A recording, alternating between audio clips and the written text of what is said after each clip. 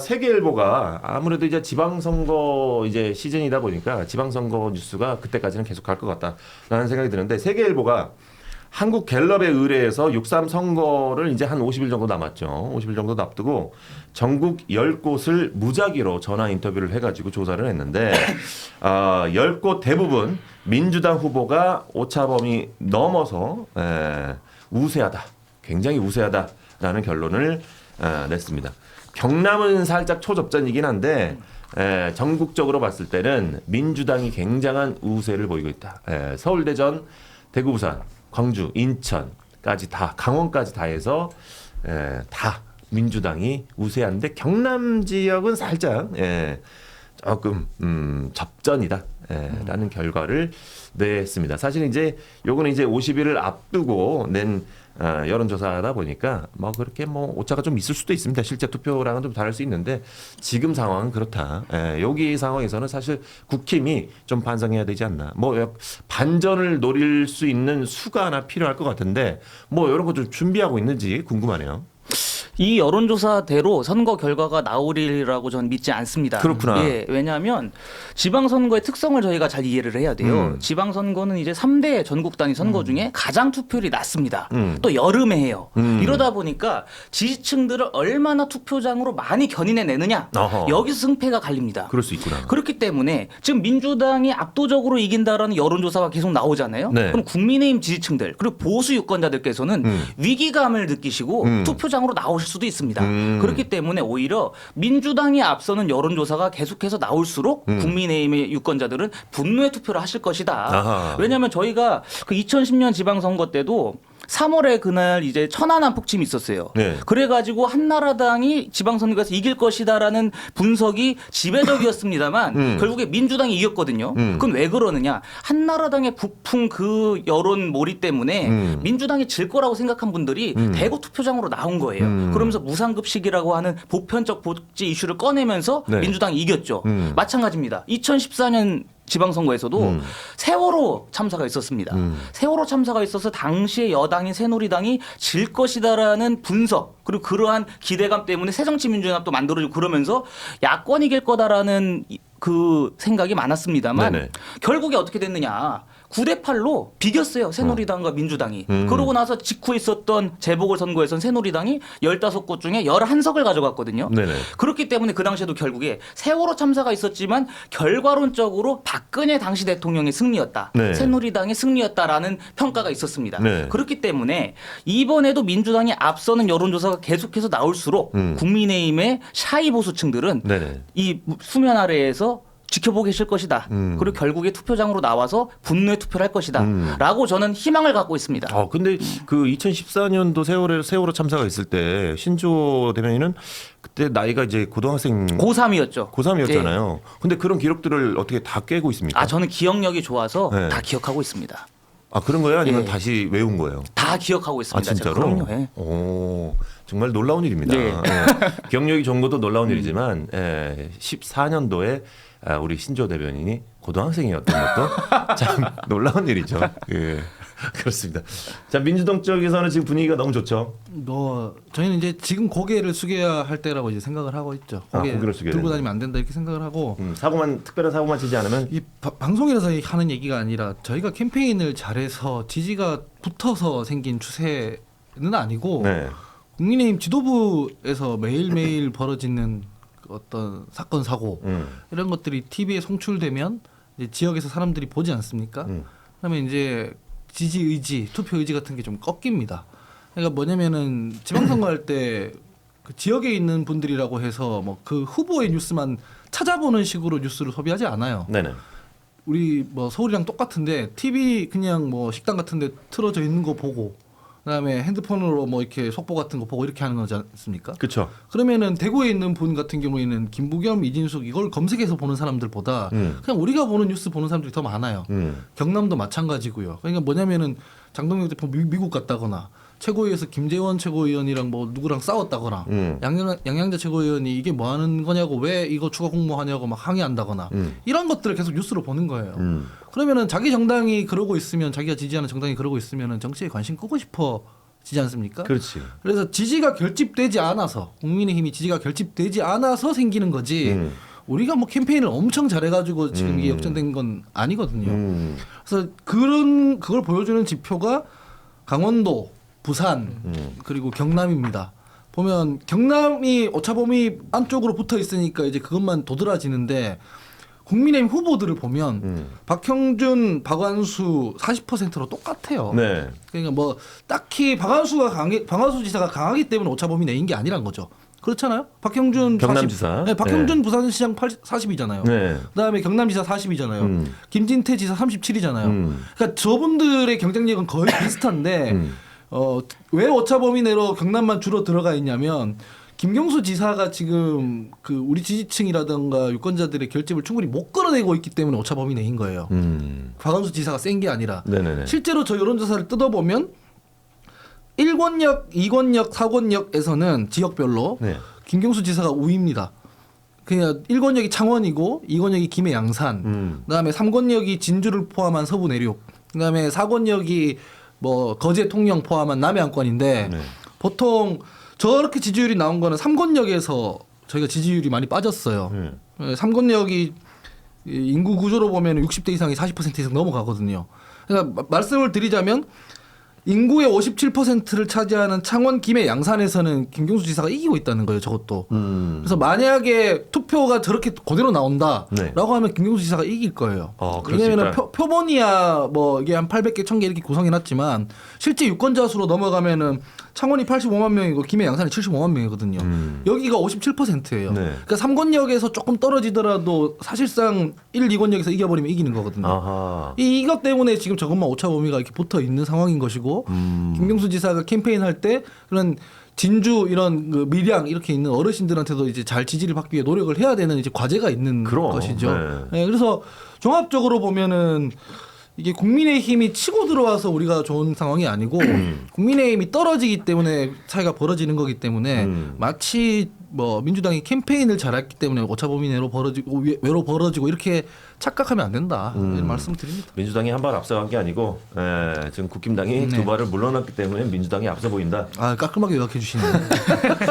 숫자 막 말하는 것보다 훨씬 낫네요. 이런 게 제일 이제 무섭죠. 네. 앞서 나가고 있는 사람이 방심까지 안 해버리면 힘들거든요. 근데 저는 사실 지금 하원기 대변인 같은 경우는 잘 하고 계시지만 민주당 지도부의 지금 내용 사태 같은 걸 보면 방심 많이 하고 있다라고 생각을 해요. 제가 영남에 가 있는 동안 내용 치고. 나왔나요? 아 왜 싸우고 그러지 또? 중앙당의 소식이 늦으시군요. 그래서 이제 치고 들어갈 포인트는 전 있다고는 보지만 그래도 뭐 여론조사만큼 나온 만큼 어려운 선거일 거라고 생각을 해요. 아무래도 보수층에서 승리하기가. 네. 우리가 이제 저희 같은 경우에는 정치 평론을 하고 매일같이 이슈를 다루다 보니까 뭔가 되게 오래된 것 같지만 사실 생각해보면 이재명 정부 출범한 지 이제 겨우 1년이에요. 그러니까 아직 국민 여러분들이나 뭐 정치 저가층이 보시기에는 아직 좀 더 시간을 더 줘보자 이런 생각 가지고 계실 수 있거든요. 그래서 실제로도 이런 지방선거는 이전 지방선거도 그렇고 대선을 따라가는 그게 좀 있어요. 그러니까 아무래도 승리는 좀 어렵다고 봤는데 여조가 나온 게 보니까 강원도 진다고 나오고 경남도 막 접점으로 나오고 그렇지. 이게 좀 심각하긴 하거든요. 그래서 저는 아까 신주호 대변인이 얘기한 것처럼 오히려 위기감 때문에 결집하는 효과가 있을 것이다. 저는 동의해요. 그런데 그거는 얘기하는 강원, 경남, 경북, 대구 같은 흔히 얘기하는 국힘 지지세가 높은 지역에서 정도 효과가 있지 오히려 다른 지역에서는 그런 것보다는 이런 거면 어차피 선거 나가봐야 지겠네 이러고 안 나와버리는 효과가 더 커요. 그래서 저는 지금은 경합지역이 아니지만 과거에 흔히 경합지역이라고 했던 지역들에서는 민주당의 강세가 계속 유지될 것이다. 그렇게 네. 생각을 합니다. 민주당의 강세가 계속돼서 지금 뭐 특별한 반전이 없는 이상 사실은 이제 민주당의 압승이 예상이 된다. 그러니까 민주당이 얘기하신 바와 같이 딱히 뭘 잘하고 있는 건 아니에요. 네. 민주당이 정권을 잡고 나서 뭔가 우리나라 굉장히 뭔가 좋았다 싶을 만한 게 많이 없어요. 그나마 있었던 게 뭐 코스피 올라가고 이런 게 지금 그것도 뭐 외부 이슈나 이런 것 때문에 많이 어렵잖아요.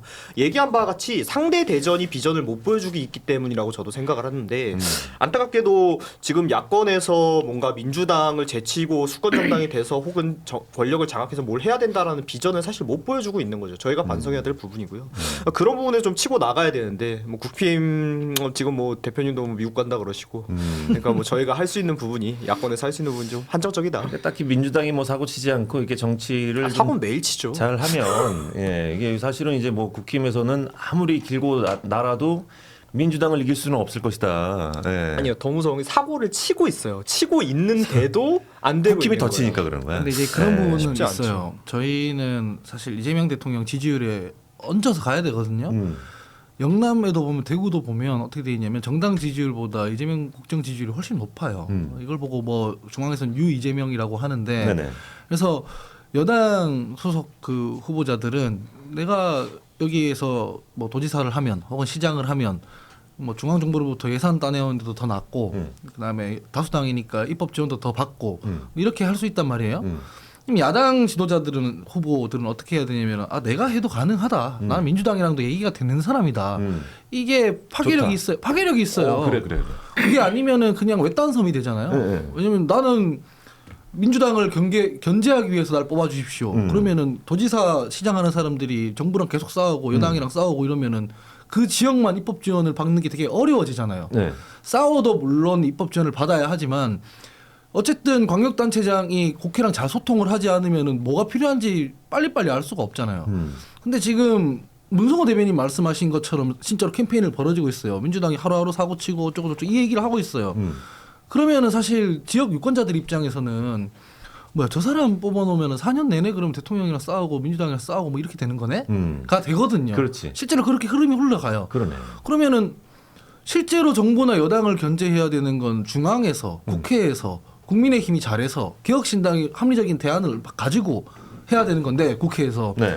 뭐 국민의힘은 지금 자기들은 그러지도 못하면서 그 지역 주민들의 피해로서 해달라고 하는 거잖아요. 지역 주민들이 마음이 식는 거죠.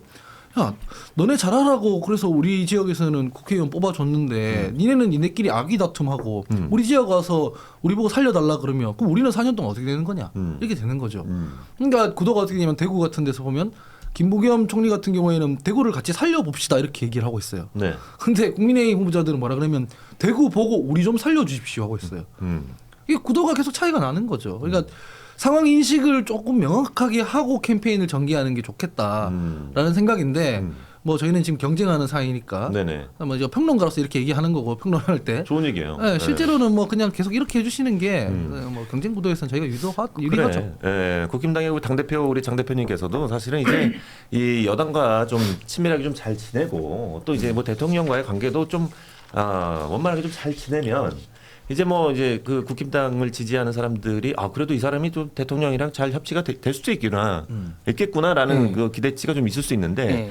그게 아니고 눈길을 너무 안 주니까. 아니 눈길을 네. 줘도 네. 정청래 대표가 사람이 아닌 사람이랑은 악수하지 않겠다. 그 기조를 바꾸질 않았잖아요. 너무 오래전 그게 얘기야. 옛날 그거는. 얘기잖아요. 그게 그대로 네. 가고 있잖아요, 사실상 지금. 그렇기 때문에 힘이 더 많은 쪽에서 힘이 없는 사람한테 손을 내밀어 주는 게 협치의 시작인 것이지.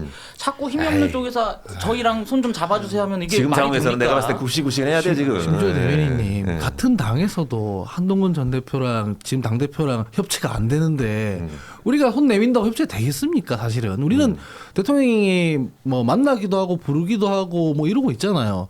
그러면 그 당에서 조금 같이 이렇게 손을 내밀어 줘야 뭐 맞장구가 되는데 사실 그 당에서는 당 계파별로도 지금 협조가 안 되고 협치가 안 돼서 쫓아내버리고 징계해버리고 뭐 이러고 있는데 그거를 민주당 너네가 힘세서 그렇다 이렇게 주장을 하시면 사실 이치에 안 맞잖아요. 그러면 장동혁 대표도 힘센 사람이 좀 한동훈 대표 조금 보듬고 이렇게 하면 되는데 그래. 그렇게 따지면 저는 물론 한동훈 대표 별로 안 좋아하지만 근데 그러지 않고 있으면서 민주당엔 그걸 요구하면 좀 논리적 모순이 발생하는 거 아닌가 이게 조심스럽게 제가 다 맞다는 건 아닌데 제 의견을 말씀드려 봅니다.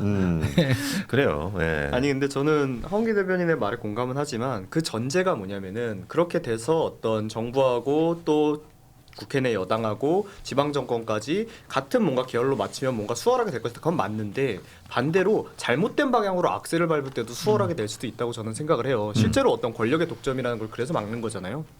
얘기하신 바도 충분히 일리가 있는 말이지만 반대로 또 국민 여러분들께서 우리나라가 너무 한쪽으로 권력이 쏠리는 걸 또 좋아하지 않는 정서가 분명히 있어요. 있지. 그러니까 지금 같은 경우에는 민주당의 행정 권력도 장악하고 있고 국회 권력도 입법 권력도 장악하고 그렇지. 있고 사법 권력까지 지금 좀 탈법적이게 제가 판단했을 땐 탈법적인 방법까지 동원해가면서 지금 장악하려고 시도를 하고 있는 상황에서 지방 권력까지 넘어간다 그러면 좀 굉장히 위험하다라고 보기 때문에 이런 정서를 가지고 계신 분들 계실 거라 얘기하신 바와 같이 뭐 민주당이 잘못하고 있는 건 당연히 잘못한 거고 거기에 대해 지적을 해야 되겠지만 야당에서 뭔가 좀 더 비전을 좀 제시해야 된다고는 생각을 해요. 국민 여러분들이 그냥 뭐 옛날처럼 뭐 이재명 감옥 보낸다고 찍어주는 그런 시대는 이미 지났다고 생각을 하거든요. 누구 감옥 보내자, 누구 끝장내자 이거는 뭐 민주당의 검찰 끝장내자는 민주당은 아직도 찍어주시는 것 같지만 보수 쪽에서는 이제 더 이상 그런 걸로는 표가 안 나올 거라고 봐요. 그래서 뭔가 우리에게 권력이 왔을 때 어떻게 운영하겠다 이런 걸로 좀 틀어야 될 필요성은 있다고 생각합니다. 아, 그렇지. 지금 장동혁 대표가 서울과 부산시장 선거에 이제 본인의 뭐 정치적인 생명이 달렸다 이런 식으로 말씀을 하셨어요. 네. 그렇기 때문에 어쨌든 서울과 부산에서 굉장히 각축전을 벌여서 국민의힘이 수성을 해야 되는 상황입니다. 근데 지금 뭐 나온 여론조사에 의하면 그것이 현 상황에서는 매우 힘들게 느껴질 수 있습니다만 네. 본 선거 국면으로 가면은 저는 충분히 국민의힘이 뒤집을 수도 있다고 봅니다. 일단 오세훈 시장과 박형준 시장이 현역 시장이에요.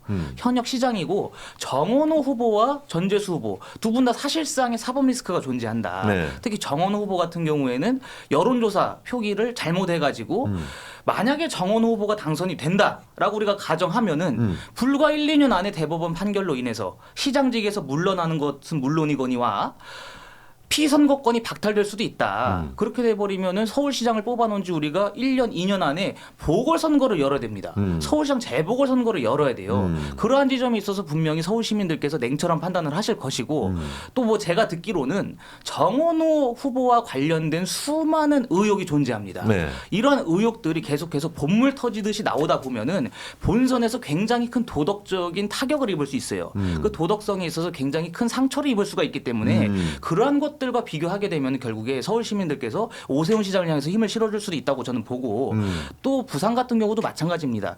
전재수 후보가 확정이 되었습니다만 최근에 있었던 통일교 그 검경 그거 있지 않습니까? 예. 네. 거기서 내리는 그러한 결정 자체에 대해서 굉장히 이것이 좀 잘못됐다라는 인식이 퍼지면은 전재수 후보도 충분히 승기가 꺾일 수가 있다라고 보기 때문에 저희가 지금 상황에서 너무 여론조사 결과에 일희일비하면서 낙담을 할 필요는 없다고 봅니다. 네. 뒤집을 가능성이 충분히 있습니다. 예. 전재수 전 장관도 사실 이제 뭐 기가 막힌 타이밍에 무혐의가 나와가지고. 그렇죠. 예. 예. 근데 그렇습니다만. 진짜 그 전재수 장관 거는 저는 정말 역사의 길이 남을 봐주기 수사라고 생각하기 때문에 이거는 진짜 해도 좀 너무했다라고 생각을 해요. 근데 네. 그래서 그 당시에도 뭐 시계, 그러니까 지금 나온 게 무혐의가 나온 게 이분의 어떤 실체적인 범죄 사실이 없고 이런 얘기가 아니라 네네. 뭐 증거도 좀 나오고 관련된 뭐 증거인멸한 사람들도 불구속 기소가 됐고 했는데 공소시효가 지났다 이거잖아요. 공소시효가 지났다. 그래가지고 이제 당시에 이거 수사하는 과정에서도 이거 지금 왜 자꾸 시계 하나 원래 2점 받았던 시계가 하나 빠지고 가액도 줄여주고 이런 식으로 봐주기 수사하는 건 아니냐 이런 좀 말이 있었어요. 근데 결과가 전 증명했다라고 보는데 얘기하신 바와 같이 그럼에도 여론은 움직이지 않는다는 거죠. 그러니까 뭔가 좀 다른 방향으로 저도 선거 캠페인을 진행할 필요가 있다. 이렇게 지금 생각을 하고 있고 뭐 저희 개혁신당은 원래 좀 이렇게 비전 위주로 하고는 있지만 저희는 작은 정당이다 보니까 그걸 국민 여러분들에게 알릴 통로가 되게 적잖아요. 반대로 그런 조직을 가지고 있는 국민의힘은 뭐 지금 스스로도 뭐 많이 힘들어하시는 중이고, 그러니까 뭐 민주당이 살판난 상황인데 저희 야권이 좀 책임감을 가져야 된다고 생각합니다. 네, 저는 모든 선거는 유권자가 정치권에 던지는 질문이 있다고 생각해요. 그 상황에서 2022년 뭐 서울시장, 부산시장 보궐선거를 예를 든다면 네. 그 선거에 유권자가 던지는 질문이라는 게 있죠. 그러니까 더불어민주당 너네한테 대선, 총선, 지선 다 밀어줬는데 너네 지금 뭐 하는 짓이냐 이런 질문을 던진 거죠. 내로남불하고 오만하고 독선적이고 그리고 뭐 부동산은 다 망쳐놓고 야 니네가 지금 이런 권력을 가지고 벌인 일에 대해서 책임은 질 줄 아냐 잘못했다는 건 인식은 하냐 이런 질문을 이제 던지는 거라고 생각했어요. 왜냐하면 그 선거 자체가 더불어민주당의 귀책으로 열린 선거였잖아요. 근데 그런 유권자들의 질문에 대해 그때 당시에 더불어민주당이 뭐라고 대답했냐면 생태탕이라고 얘기했어요. 생계탕. 예. 파레가모 생태탕. 그러니까 뭐냐면은 우리가 잘못한 거 그래 뭐 알겠는데 그렇다고 지금 저 국민의힘 찍을 거냐? 국민의힘 더 엉망진창이지 않느냐? 얼마 전까지만 해도 황교안이랑 뭐 저러고 있었지 않느냐? 쟤네들은 뭐 비전 뭐 얘기했느냐? 오세훈 광신구에서 고민정한테도 졌던 사람 아니냐? 너네 당 내부에서 전당대회에서도 사실상 보수 유권자들이 외면했던 사람 아니냐? 그래서 저 사람 찍을 거냐? 이렇게 놀린 거예요. 유권자들 입장에서는 동문서답인 거죠. 그 답변이. 그렇잖아요. 그러니까 더불어민주당은 그때 네거티브 열심히 하고 네거티브 하는 것 자체가 제가 뭐라고 나무라는 건 아니지만 검증하고 상대방 비판하고 이렇게 하면은 이길 수 있을 거라 생각하고 그 캠페인을 전개했는데 막상 뚜껑을 열어보니까 어떻게 됩니까? 너네가 무슨 네거티브를 하든 간에 너네는 한번 혼나야겠다 이렇게 때려버리는 거잖아요. 그러니까 제가 지금 무슨 말씀드리냐면은 민주당을 굉장히 싫어하는 사람들 입장에서는 저가 네거티브에 대해서 막 커뮤니티 뭐 인터넷 이런 데서 막 반응할 수 있어요. 근데 대부분의 유권자로 우리가 치안해서 생각해 보면 그건 여론조사로 봐야 되잖아요. 안 통한다는 거예요, 그게. 왜냐면은 유권자가 지금 이번 지방선거에 던지는 질문에 안 맞는 답을 지금 국민의힘이 하고 있는 거죠. 그러니까 아니 니네가 지금 비상계엄 뭐 이런 거 해가지고 지금 심판 받아가지고 이 지경에 왔는데 너네 지금 너네 잘못한 거 아니야? 라고 물어보는데 거기에 대해서 답하기를 민주당이 나쁜 사람이에요 이러고 있는 거거든요. 그게 유권자에게 다 닿겠냐는 얘기죠, 제 얘기는. 알겠습니다. 예.